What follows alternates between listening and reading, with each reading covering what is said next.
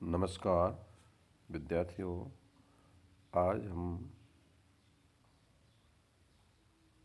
विषय में चर्चा करेंगे, वह है समकालीन भारत में सामाजिक समस्याएं, जिसमें हमारा टॉपिक है युवाओं की समस्या तथा छात्र संतोष के कारण।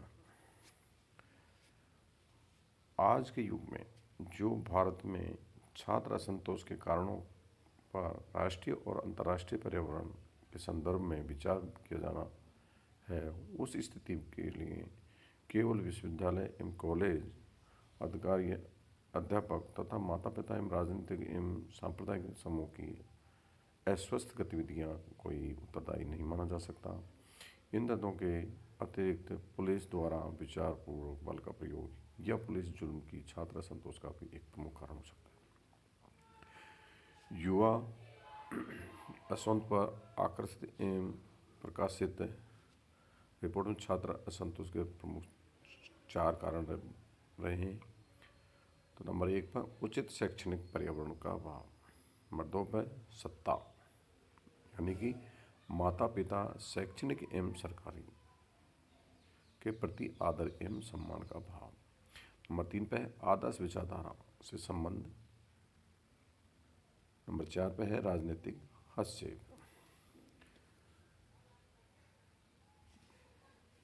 विश्वविद्यालय अनुदान आयोग द्वारा नियुक्त कमेटी के छात्र असंतोष के 5 कारण अलग बताए हैं, वो निम्न प्रकार से हैं। देखो, आर्थिक कारण, परीक्षा एवं स्वयं प्रणाली, पढ़ाई संबंधी सुविधाओं का अभाव, रहने खाने पीने की व्यवस्था का अभाव और त्रुटिपूर्ण। हम छात्र असंतोष युवा वर्ग के प्रमुख कारणों को इस प्रकार से दर्शाते हैं। सबसे पहले लेते हैं हम शैक्षणिक कारक। शैक्षणिक कारक में छात्र असंतोष के लिए शिक्षण व्यवस्था से संबंधित कई कारक उत्तरदायी हैं। उनमें से प्रमुख है शिक्षण संस्थाओं में पर्यावरण सुविधाओं का अभाव। क्या है? शिक्षण संस्थाओं में पर्याप्त सुविधाओं का अभाव।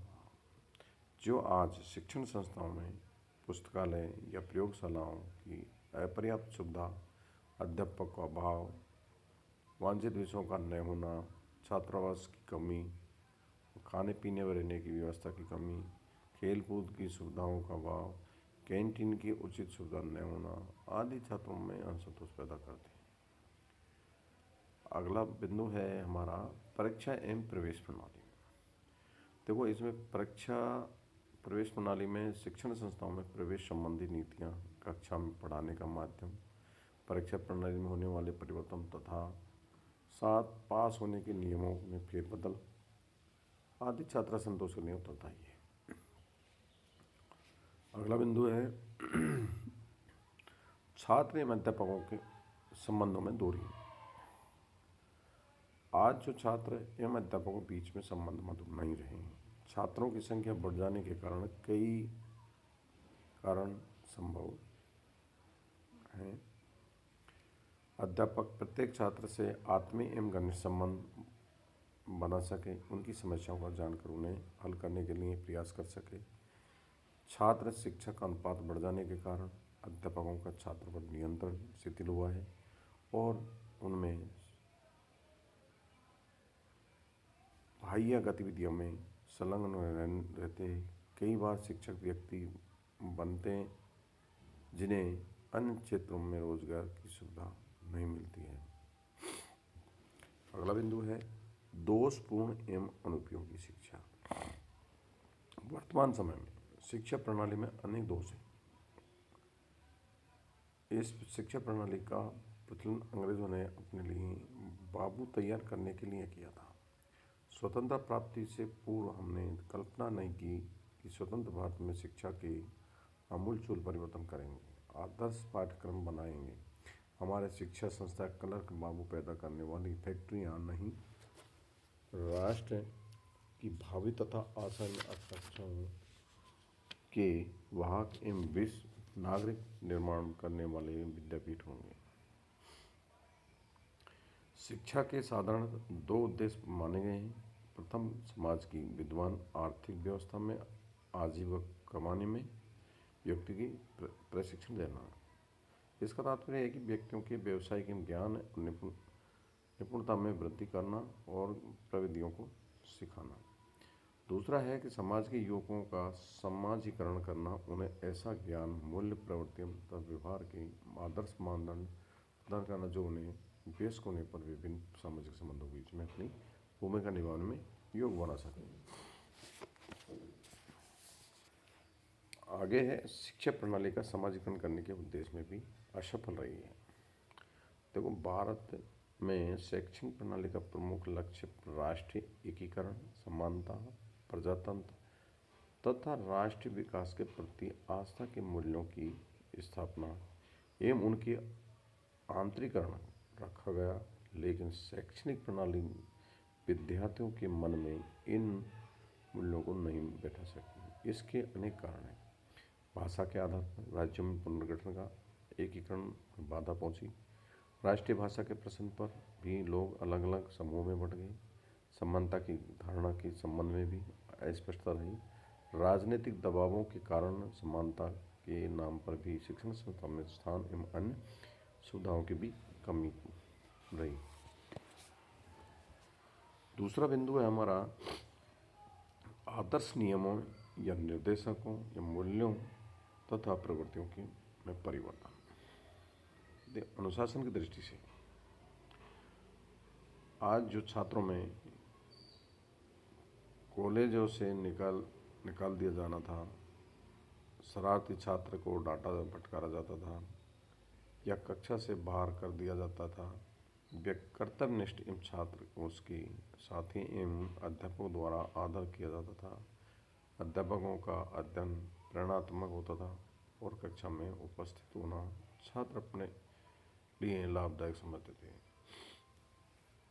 आज जो परिस्थितियां बदल गई हैं, किसी विद्यार्थी को कॉलेज में निकाल देना आसान नहीं रहा है। किसी भी प्रतिकूल निर्णय लेने में भी शीघ्र हड़ताल हो जाती है। कई शिक्षकों में आवश्यक शैक्षणिक योग्यता को पाई जाती है, परंतु विद्वता का अभाव होता है। विद्यार्थियों में अपने शिक्षकों के प्रति वह आदर भाव नहीं पाया जाता जो किसी समय पाया जाता था। लोग समझते हैं कि जीवन में सफलता प्राप्त करने के लिए अच्छे व्यक्तित्व, उच्च लोगों के साथ अच्छे संबंधों या विदेशी डिग्रियों का विशेष महत्व न कि अच्छे परिणामों का। स्पष्ट है कि वर्तमान में आचरण के मापदंड में काफ़ी बदल गए हैं। मूल्यों, प्रवृत्तियों तथा नैतिकता संबंधी धारणा पूर्व काल में शिक्षण संस्थाओं के अनुशासन को बनाए रखने में योग दिया है। नंबर 3 पे है पारिवारिक कारक। देखो, छात्र संतोष के लिए पारिवारिक पृष्ठभूमि परिस्थितियाँ भी उत्तरदायी हैं। वर्तमान में भारत में संयुक्त परिवार का विघटन हो रहा है और एकाकी परिवारों की संख्या में वृद्धि हो रही है। व्यक्ति पर हर परिवार का नियंत्रण शिथिल होता जा रहा है और बच्चों में सामाजिकरण में उनकी अहम भूमिका में कमी आती जा रही है। नंबर 4 पे है पर्यावरण संबंधी कारक।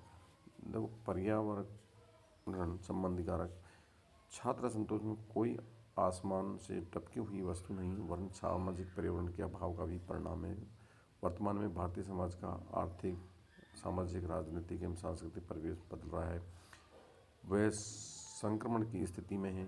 एक तरफ हम प्राचीन भारतीय मूल्यों की त्याग कर रहे हैं और दूसरी तरफ पश्चिम आधुनिक मूल्यों को भी ग्रहण कर रहे हैं। 5वां है आर्थिक कारक। देखो, आर्थिक कारक भारतीय समाज में पाई जाने वाली आर्थिक परिस्थितियां भी युवा सक्रियता एवं छात्र संतोष के लिए उत्तरदायी मानी जाती है। गरीबी बेकारी का साम्राज्य है। नौकरी चाहने वाले शिक्षित व्यक्तियों को उपलक्ष्य रोजगार के अवसरों के अनुपात में भी काफ़ी अंतर है। परिणामस्वरूप शिक्षकों बेरोजगारी गंभीर समस्या पाई जाती है। नंबर 6 पे है राजनीतिक कारक।